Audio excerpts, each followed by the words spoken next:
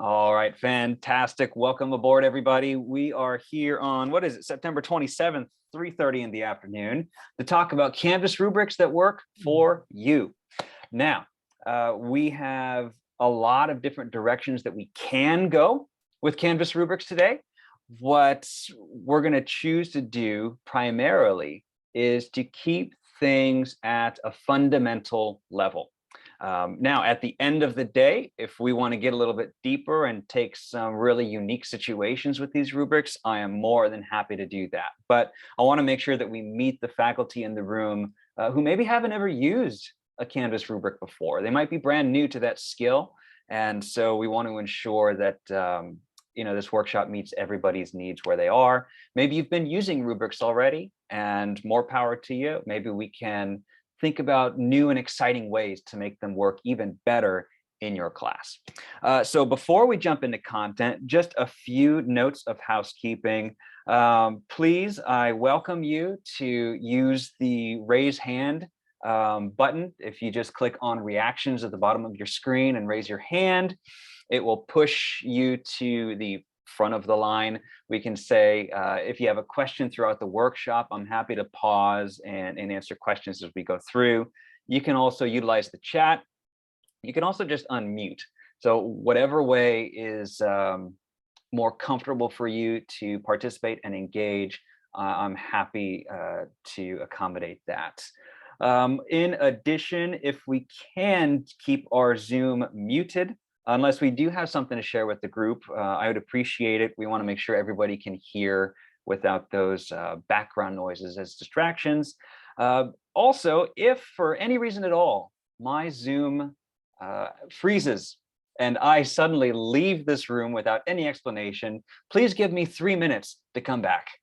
And please entertain yourselves in a way that you see fit. Alma can tell you a funny story. She's got a million of them. And I will be back as soon as I can. And then lastly, if at any point during this workshop, I am talking about something that is not reflected on the screen share, please speak up, unmute, and just let me know so I can fix that. I'm going to be going between a lot of different windows. I'll want to make sure that what I'm talking about is reflected on the screen. So with all that being said, we are going to jump in. The first thing I'm going to do is share my workshop outline. So let me go ahead and get the link. I put together just a quick one-pager for this workshop today. I'm pasting it into the chat for you.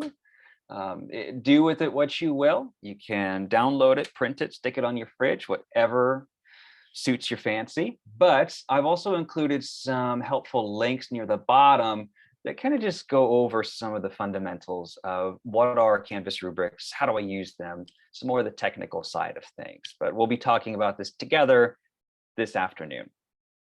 All righty.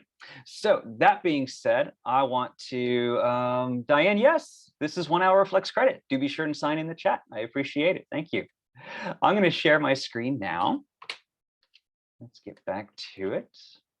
And that's the document I just shared with you all. So I'm going to, fantastic.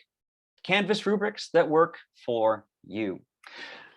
Today, we are going to take a look at how Canvas rubrics can work no matter what kind or type of course you teach.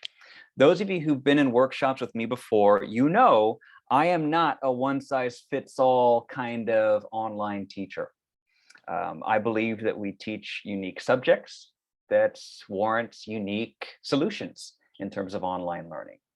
So my goal by the end of this workshop is that you feel comfortable moving forward, trying rubrics in the context of your class. I'm going to show you some examples from my course. You do not have to do things the way that I do them. Mine is not the gold standard. It's just one way of utilizing these rubrics in our Canvas classes. So again, my big goal is that you feel comfortable moving forward with this skill in the context of your class. All right. So with that being said, let's jump into it. Let me get both ears in and just take care of that. Pardon me. All right. Excellent. So this is really a hands-on workshop. I don't have slides ready for you. This one pager is really it. Rather, I'd like to invite you to open up a separate window and log into Canvas. A lot of the things that I'm going to do are going to be, straight demonstration. And if you like to just view it and try it later, that's great. If you prefer to work alongside of me, you are more than welcome to do that too. I know folks like to work in one way or the other, so please, whatever is your style, we are here for it. But I am going to jump over to Canvas. Make sure. Yeah, okay, great. So here we are. Welcome to my class. This is a live class, by the way. So I actually forewarned my students that if they get any strange comments on their assignments, just disregard because we're doing a workshop today. So this is my live class in linguistic anthropology. It is super duper fun to teach. And this is an asynchronous 100% online class.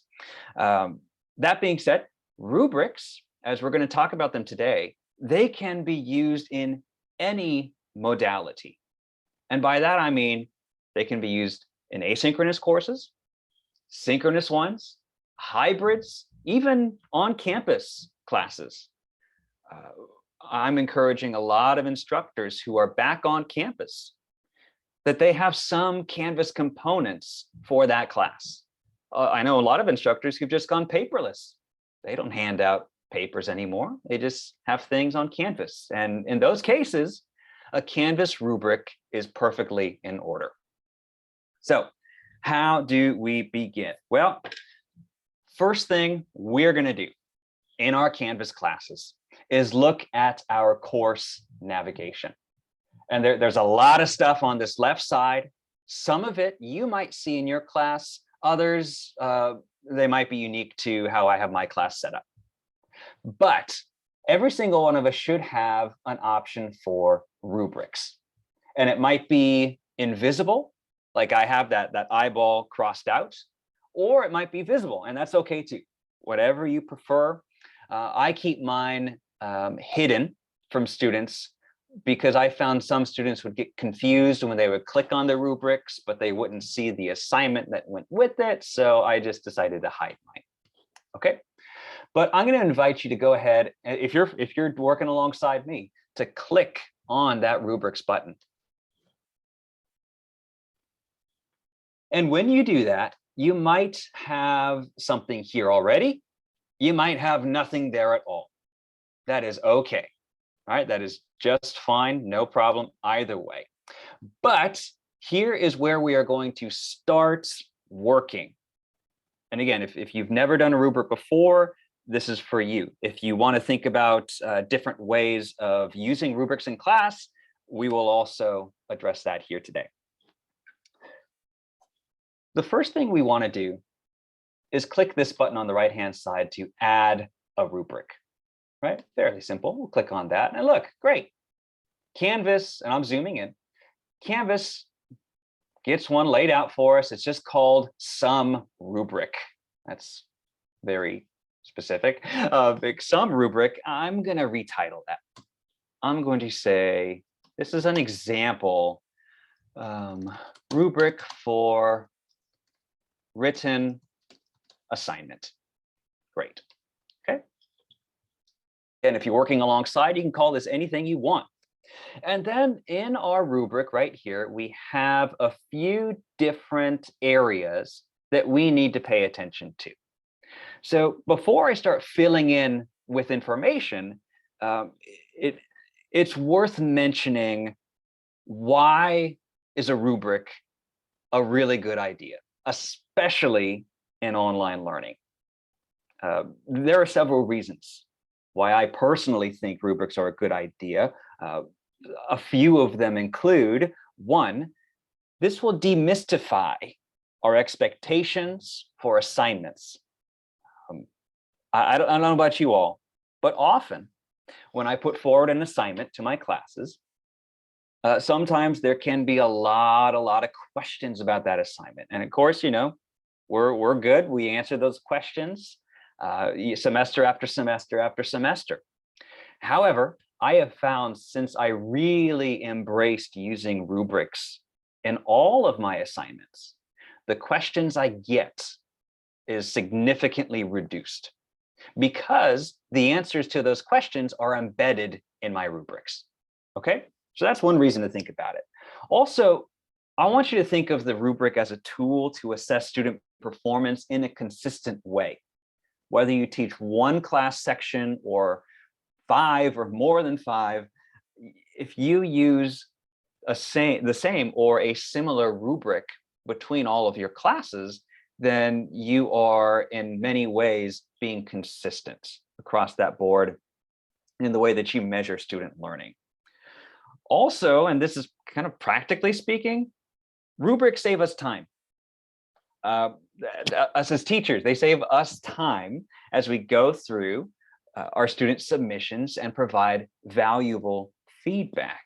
Okay, right, because we want to provide meaningful feedback. We want our students to learn from these assignments and from these activities in our classes.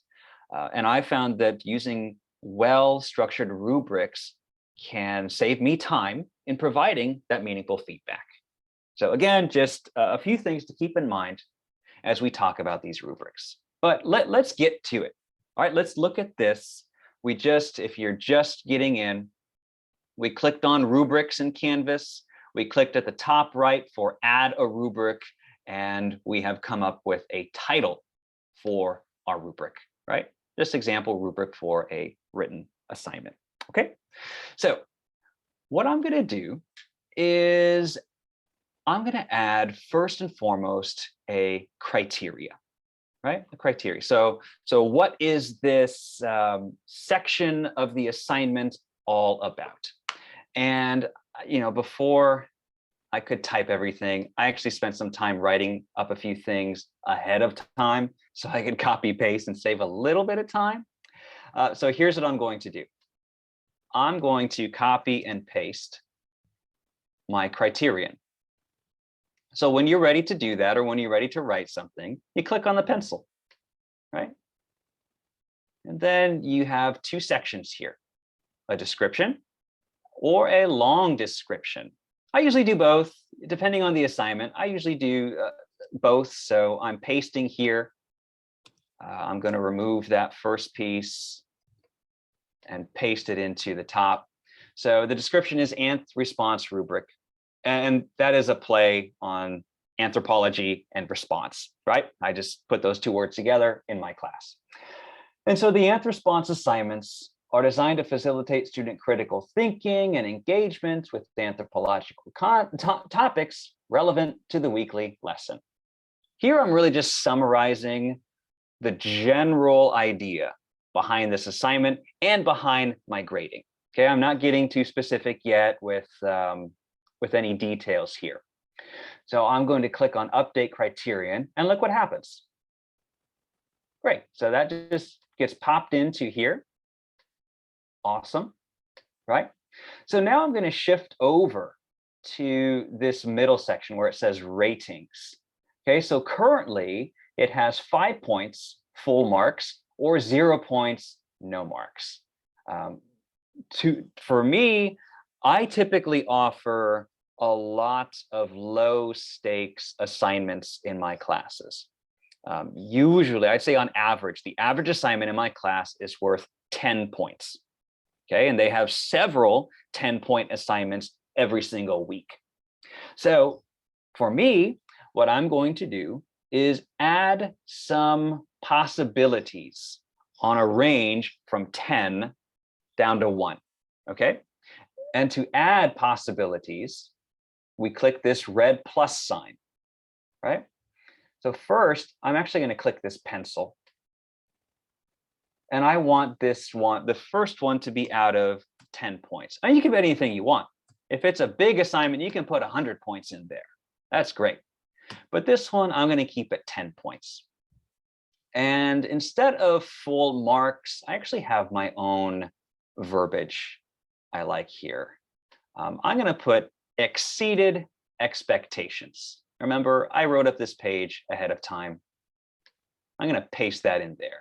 You exceeded all my hopes and dreams. Hats off to you. And then I'm also going to copy and paste in something a bit more descriptive. So this submission clearly and completely addresses all parts of the assignment prompt and shows a student mastery of the topics in this section. Update rating, boom, we got it right there. Okay. So I'm going to work my way through by adding different point values to these rating possibilities. I'm going to click this red plus sign button. And the rating score default says 5. I'm going to go by 2s. So I'm going to make this one out of 8 points. And my rating title, I'm going to say, hey, you got it. You got it. You got 8 out of 10. Nice. And then I'm also going to copy and paste or just type a description. It addresses most parts of the prompt and shows student understanding as opposed to student mastery, which is what I was looking for in the 10 out of 10, right? And I'm going to update my rating. Nice. And now I'm going to add another point value, another rating. And yeah, and I can add 9 if I want to. I just click on this plus sign in between 10 and 8. But I'm going to go by 2s. So I'm going to click here. This one is going to be out of 6, right? And then I have my pre-written ratings and comments. Almost there. This submission addresses most parts of the assignment prompt and shows a beginning understanding of the topics in this section. You're getting there. Great. Update rating. And then I'm going to go again. This one is going to be out of 4 points. I have my 4 points ready to go. And for that rating, I'm going to call it, it's not there yet. Not there yet, I like to say to my students. They'll get there soon. And then I'm going to copy and I'm going to paste a longer description. It discusses some parts of the prompt, shows a need for deeper review of the topics in this section. Update rating. And then last but not least, we have right here, 0. And you know what? In my class, I've started trying to do no zeros. And I'm not saying you have to do that, but it's just something I'm trying. I learned from some trusty colleagues on this campus who are playing with the idea. So I'm going to make the lowest possible score on my rubric still 2, right? And instead of saying, sorry, you failed, you're done, I'm going to call this one, try again. And I mean it. Like I'm putting my money where my mouth is. Like I invite the students who score a 2 out of 10 to just try it again. Right? See, try the assignment again for a higher grade, right? It's either missing or incomplete. Take some time to review and update rating. Nice, right? So here is for my assignments, these particular written assignments, a very general rubric that I could possibly use week after week after week throughout the entire class. Now, we'll talk about this in a minute. Depending on how specific you'd like your criteria and ratings to be, then you would probably want these to be more specific with certain topics. Let's say you're teaching about, meiosis and mitosis. I'm calling out to my micro faculty. Let's say you're talking about something like that, and you want to be more specific in the rubric. You absolutely can be. What I've constructed here is so general that it could be used for a number of recurring assignments in a course, okay? So when you are done building the rubrics, what we're going to do is click this button down here, okay? Oops, I can't reach it because the closed captions are in the way. That's a funny thing. Let me slide this over. Create rubric. There we go. Okay. That's never happened to me. The closed captions wouldn't let me click. All right. Slide this on back. Great. So now we have an example rubric for written assignment. Awesome. And let's say, oops, I made a typo, or I want to change something up. You just come on back and you click this pencil icon right here. And you can edit the rubric again. Okay. But now what? Right? So we built this rubric, but it's just kind of sitting here. What we need to do is go to our assignments and place this rubric within that assignment. So let me show you how right now. I'm going to go to my modules. This is a 16-week class, so I break my course down 1 week at a time. And you'll see it's same structure week after week, week 1, week 2, week 3, all the way to 16. Okay. So I'm going to skip ahead to a module that is not published, so I don't really confuse my students. And I'm going to go to an assignment that requires some writing. Okay. Yeah, we'll go to this assignment right here, just as an example. Okay. So I'm assuming that you have already created an assignment and you already have that assignment placed within a module. If not, that's okay.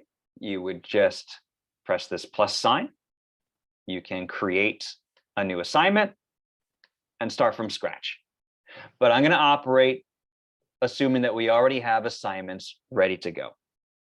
So I will click on this assignment, the nth response.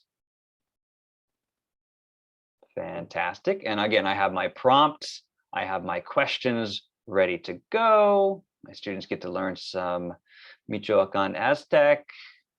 Okay, great. That's all ready to go.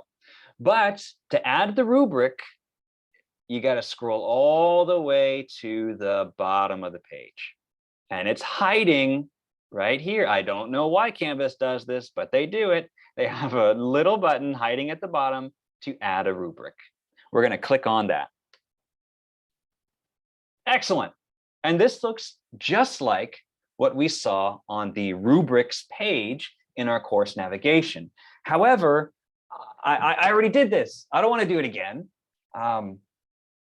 So here's what I do. I click on this magnifying glass to find a rubric. Now, if you want to create something individual and unique to just this one assignment, then you can absolutely just make it right here, right now. But for our example today, I'm going to click on Find a Rubric button. And there are, well, depending on how long you've been teaching online, there might be a lot of classes here on the far left-hand side. Okay, some case you might have to scroll a bit. It's a little much, but I'm just skipping to the class that I am currently in. Okay, Anthro 4 section here. And when I click on the current course, my rubrics for this course pop up. And look, example rubric for written assignment, the one we just made together, is here. So I will click on it, make sure it is showing here on the right-hand side, and then click Use this rubric. Oh, and look at that. All my hard work just came right into this assignment. Lovely. And that's great. Neat. But let's also play a little bit with the settings to see what might make the most sense for you in your class. So to do that, I'm going to click on the pencil icon to edit the rubric. Okay. And I can certainly change the description, change the points if I am so inclined to do so. But I'm going to scroll below the points and the criteria, because a few settings here are actually really important, okay? First and foremost, depending on the assignment, maybe you don't want to have points attached to it. Check this box and look, the points go away. And I think this is wonderful if you just want to give straight feedback to a student on their submission, but you don't necessarily want to put the stakes of a number or a letter grade with that feedback. All right, that's a great tool. Right? It might encourage them to make revisions before they submit a final draft. Another setting I want you to think about is if you do want to use points in this rubric and you want those points to automatically go to the Canvas gradebook, you must check this box. Use this rubric for assignment grading. If you do not check that box, you can still use the rubric. You can still click on these little sections, but there will be no points associated with it. And I actually get that question a lot from faculty. They say, I'm using my rubrics, but it's not going to the gradebook. And 9 times out of 10, this box hasn't been checked yet. So I'm going to go ahead and check this box. That's typically how I use rubrics in my course. But again, depending on your assignments, your style, maybe one or the other might make more sense to you. So now I'm going to click on Update Rubric. Excellent. Okay. So it's got my total points there. Fantastic. And it's good to go. Now, clearly, this isn't even published yet, so I have no student submissions in it. So I'm just going to show you what this looks like for a test student, right? So I'm going to go to SpeedGrader and just jump to the test student. Yep, so there's no submission. That's okay. Let's just pretend that there is a submission right here. Okay, you got a page of submitted work. Awesome. And here is the handy dandy SpeedGrader. Most of us are probably familiar with it, and that's great. When I'm using a rubric, I like to see this vertical gray bar. I like to grab it along these 3 dots and drag it. So it's about even. I have the submission on the left, and I have the rubric on the right. And then, of course, I can always just punch in a grade. I can leave a comment. Nice. And that's a great way to give feedback, no doubt. But I want to use that nice rubric I just made. So let me get rid of that. And I'm going to click View Rubric. Now look at this. This is neat. That rubric we just made is now available within the SpeedGrader. And even furthermore, as I'm reading the student's work on the left-hand side, I can make the assessment. Okay, they exceeded my expectations, or okay, they got it. They got it. Still room to grow. Let's say that. And I'm going to click on that criteria. It has an orange, I don't know, arrow at the bottom.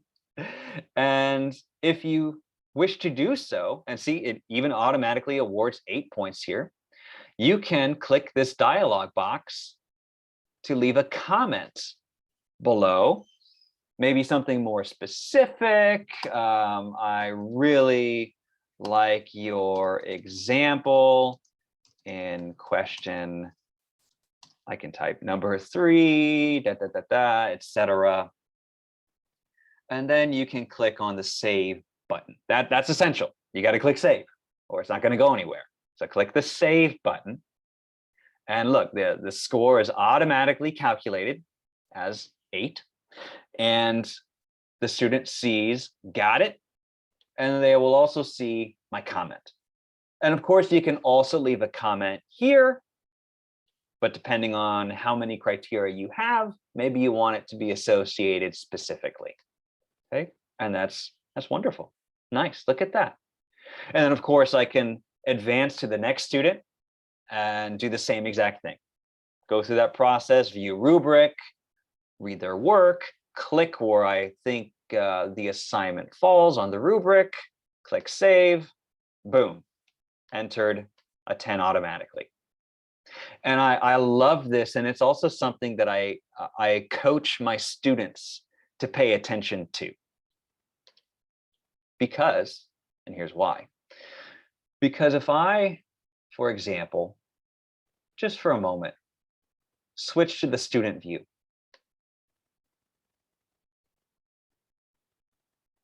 And let's say I click on grades. You know, I don't know if it'll be published. So we'll see about this. And again, if I always remind my students, hey, take a look at your grades, see what's going on in your grades. They will, oh, okay, oh no, it's not here because it's not published. Bummer trails. That's okay. I'll show you a different one. If students have an assignment and they have a grade for that assignment, look, they click show all details, and look, it shows how they scored on that rubric. It shows my comments on that rubric, okay? It shows how they scored. Oh, they did really great there. They're almost there, okay? So I find this is a really valuable feedback tool that gets my students asking questions to me. How can I do better on the next one, right? How can I improve? Or how can I try this one again and do better on my second try? Okay, so let me leave the student view. That was a process, right? Making your rubrics can be time consuming. Oops, I don't want to go to grades. Sorry about that. Here we go. That was a process that could be time consuming, which, you know, makes the argument for, should we have some rubrics that are generic enough to work in numerous assignments, or maybe every assignment needs its own unique rubric?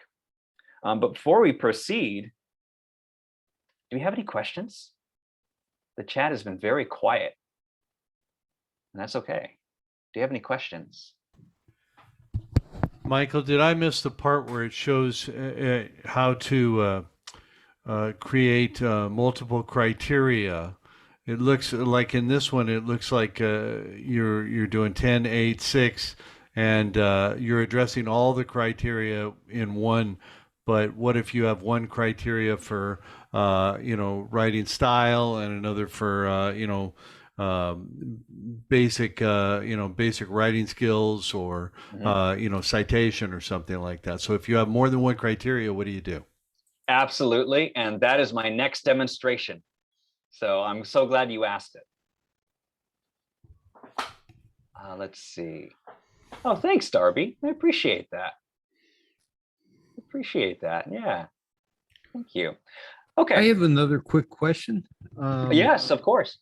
I saw that on the rubric you showed from the assignment in your class, you had like for two parts to the discussion. Yeah. Say, or are you going to say a few words on that? Of course, that's my next item. Okay. Yep. We're going to talk about a discussion forum, and we're also going to talk about multiple areas of criteria. So this is wonderful. You're asking the right questions. Okay, I'm just checking the chat. Catherine, I notice you have a component on discussion forum. I see. So it's actually not a rubric to evaluate a peer. It is a rubric to, for my use, to evaluate their peer response to a classmate. And I'll show that in just a moment. Laura, is there any data on whether students can read the comments or change their work habits based on the comments rubrics? And that's a great question. You can absolutely request that your students respond. One thing I often do when I'm using rubrics and I'm providing comments is, please respond so we can find a plan for your final draft. And then I'll leave my email, right? And when that tends to pop up in their grade book, I find I usually get a response when I request one within the grade book. I don't know, something about it sometimes being tied to a point value. Maybe it gets read a little bit more. I'm not aware of any data analytics that tracks that sort of view, but that'd be very interesting. I'm gonna go research that a little bit once we're done here today. Okay, thank you for the wonderful questions. God, y'all are keeping me on my toes, and I like it. I appreciate that. Okay, so let's jump back to, yeah, I'm gonna leave. I know. Okay. Canvas gets mad when you leave without saving. That's good. That's a good thing. Okay, let's get to a discussion rubric. All right. Discussions are a little bit different, right? I'm going to go again to a module that does not have anything published yet. Okay, yeah, great. Week 6, it's not open yet. I'm going to go to that. So this is you can tell by the icon, this is a discussion forum, not an assignment. That's an important distinction to make. Discussion forums, this is an assignment. Again, it's pre-made and ready to go, but there's no rubric. So it's not even at the bottom of the page like it was for the assignment. Right? It just says previous and next. It's not here. For some reason, the Canvas powers that be put the discussion forum rubric in a different place. So here's what we do. We go all the way to the right-hand side where these 3 vertical dots are. We click on that and look, add rubric. So we click on that. And look, we're familiar with this already. We know what to do here. So I'm going to give this a title. Example discussion rubric. Nice. And then in preparation for this workshop, I made one up with preloaded criteria. But for the questions that came up, I'm also going to show how to do more than one row, more than one criterion in this chart. And all you do is click this plus criterion button. Okay. Oh, and now it prompts me to name it. So I will call it Classmate Response just for now. And so now I have 2 rows in this rubric. I could add a 3rd, a 4th, a 5th. Shoot, I have a great example. Our wonderful friends in the music department use this rubric for one of their SLOs. One of their SLO assessments has 1, 2, 3, 4, 5 different criteria, each with its point value. So same thing as we just saw in the grade book, when students make a submission, we click for, let's say if I'm out of my depth here, but if you're playing guitar, and let's say if the fingering on the guitar is, 5 out of 5, click there. But then the tempo, it needs a little work, so we're going to give them a 3 out of 5, right? So you just click where it's appropriate. And then Canvas will do the math. Canvas will add up those point values to calculate a final score, right? So this is an example I just happened to have because I was talking with Melissa, our SLO facilitator. So you can add as many or as few criterion as you like. This one is a discussion. And so in my classes, every week, I ask students to make an initial post based on a prompt, and then also reply to at least one other classmate. So this first criteria in my sample rubric here will address their initial post. So I will click on the pencil icon and put initial. Oops. Oh, my keyboard ran out of battery. Sorry. Initial post. Of course, I can certainly add longer descriptions to these, and in fact, it's worth doing so.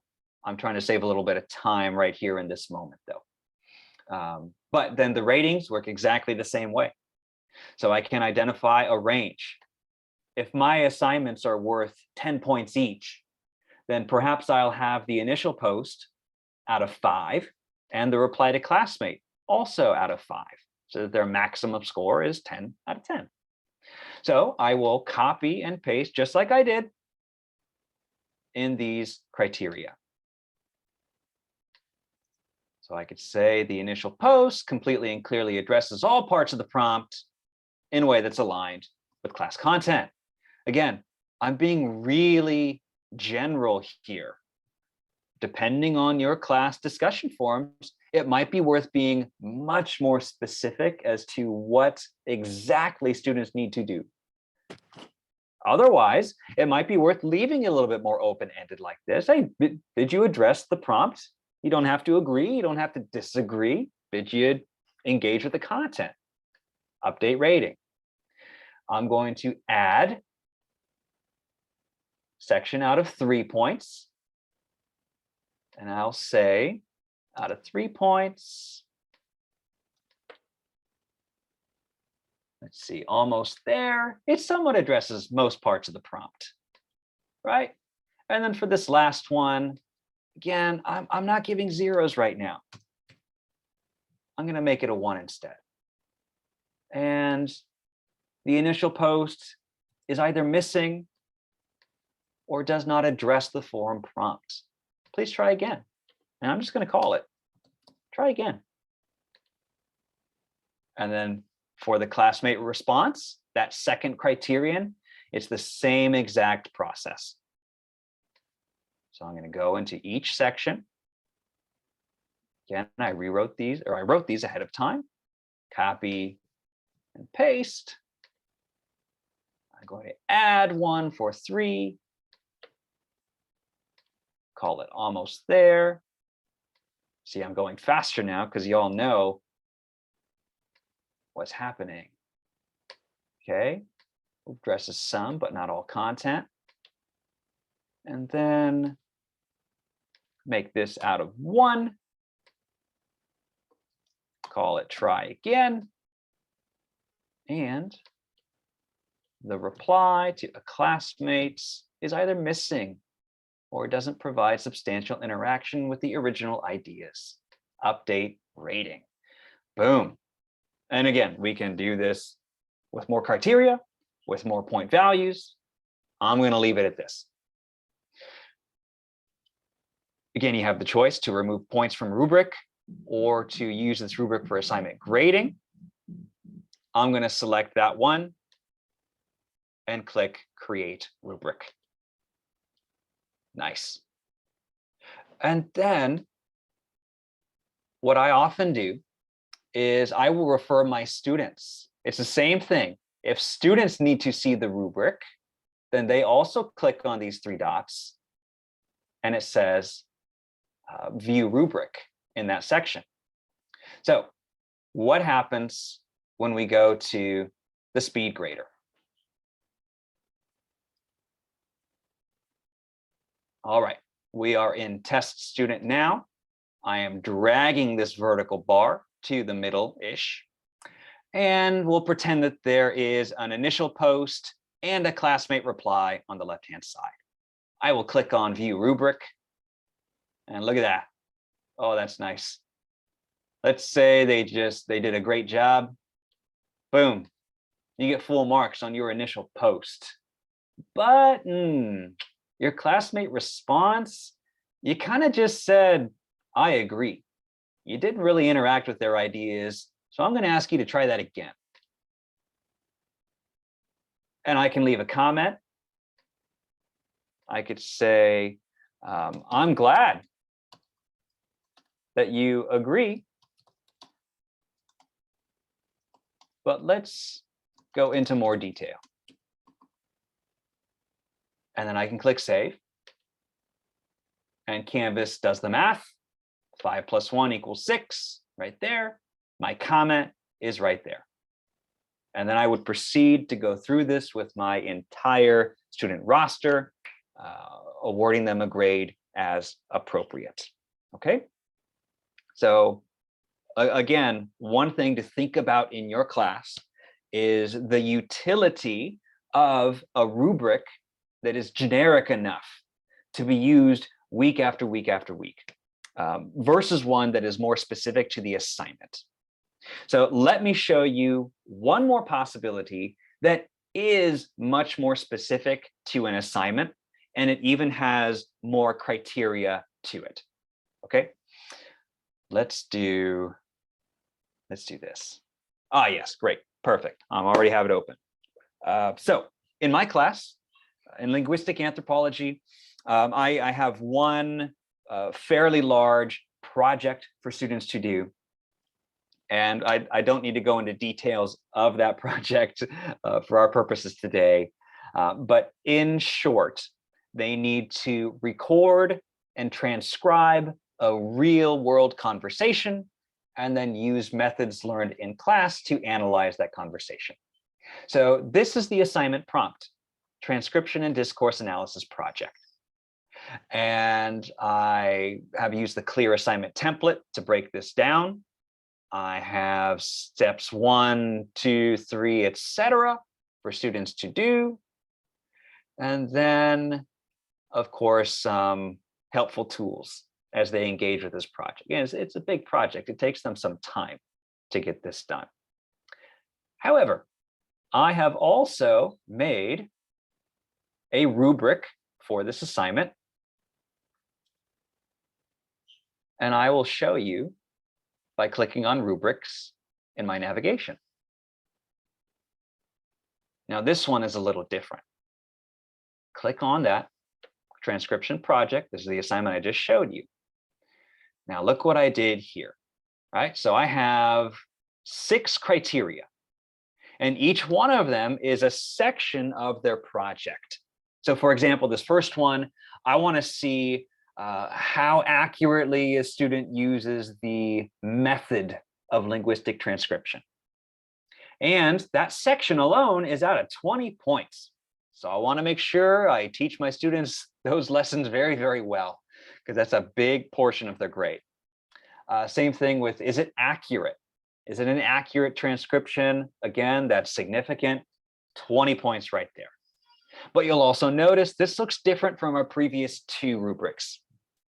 Instead of having, 10, 8, 6, 4, 2, I can do math, 5, 3, and 1, this one just has a total point value. And that is for a very specific reason. And let me show you why. When I click on Edit Rubric, hey, we're familiar with this format. We know that. However, I did not identify different point values here. I just put, here's the total amount of points that is worth. Now, why does that make sense for this assignment? Well, let me show you. If I should have gone.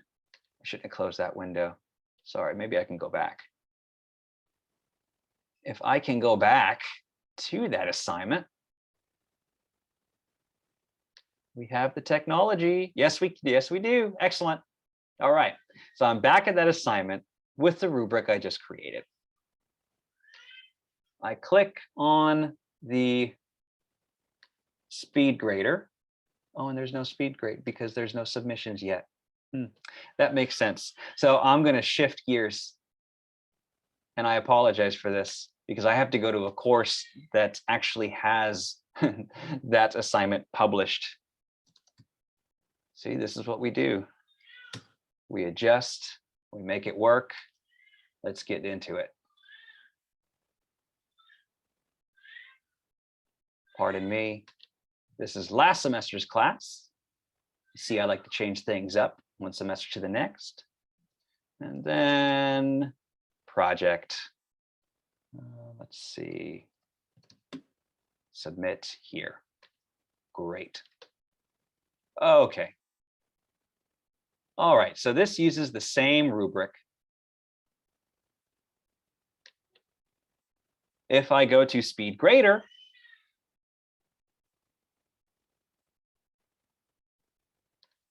look what happens here. I don't just select a point value. I can't do anything with this, can I? Because the course is in read-only mode. Okay, that's all right. Shoot, I'll Does just it make let does it Mhm. let you change the point values on the right there? Instead of 20 out of 20, you can put 16 out of 20, etc. Unfortunately, it does not, because that old course is in read-only mode. That is from last semester, so I actually can't change anything in it. So let me try one more possibility. And I apologize, I really did practice this. So you know what I'm going to do? I'm just going to do one from scratch. You've got time. We're pros at making rubrics now. So I'm going to make a brand new one, right? Brand new one. And then when we do this, oh dear. Let's see. Add criterion, that's going to take too long. All right.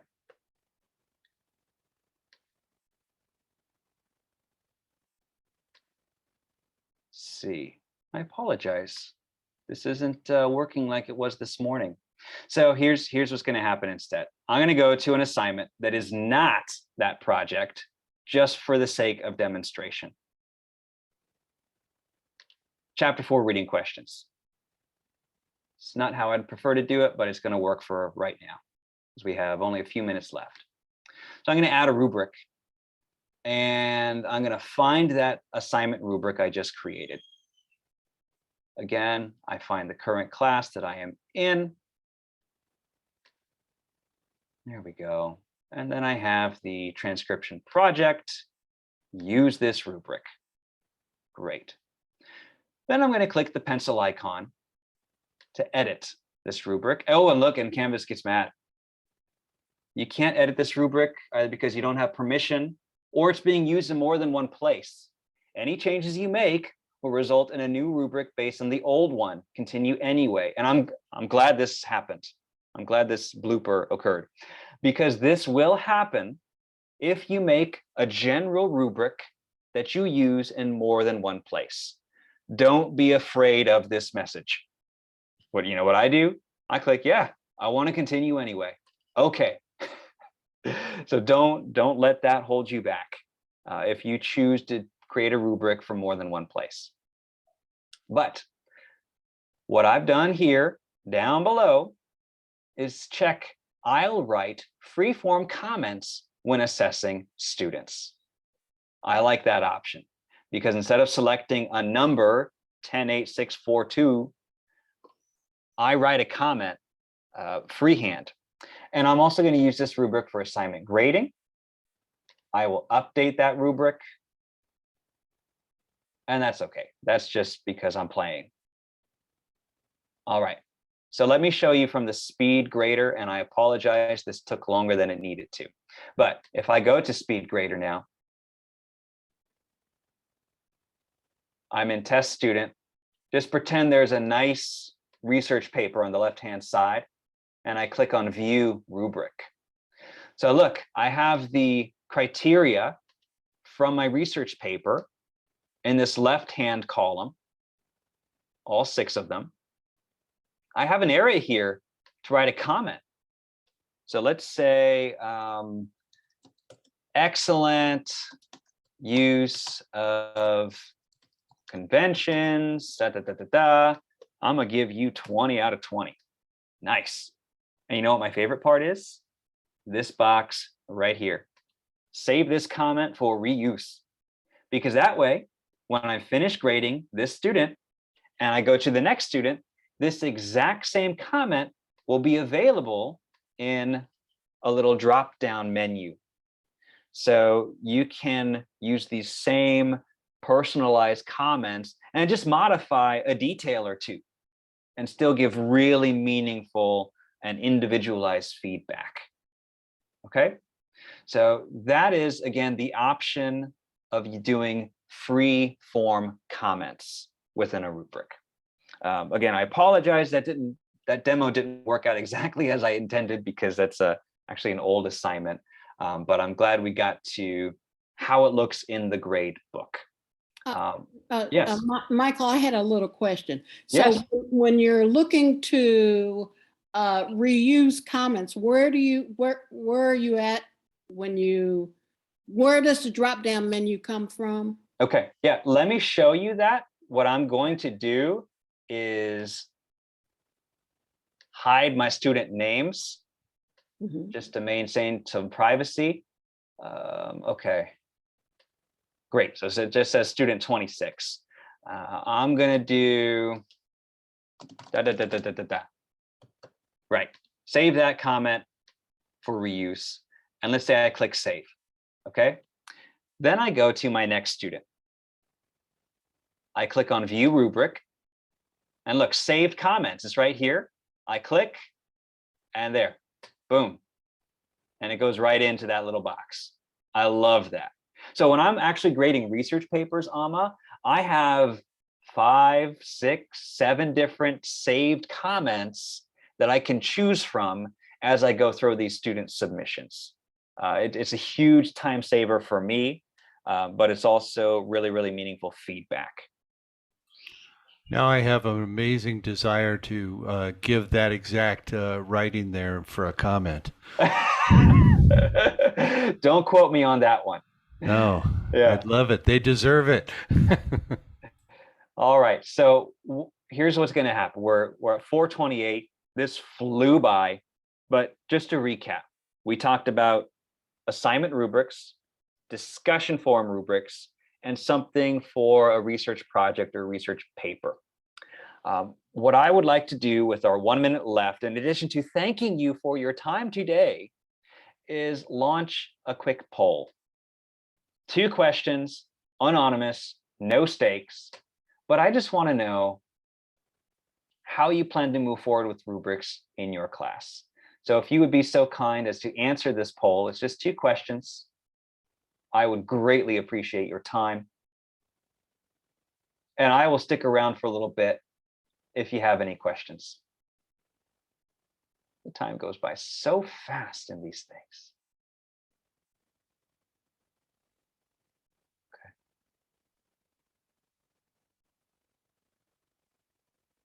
Okay, about half of us have participated. Got it. Got it. Oh, I'm looking at the chat too. I apologize. Yeah, Larry, I'll get back to your question in a minute. Absolutely.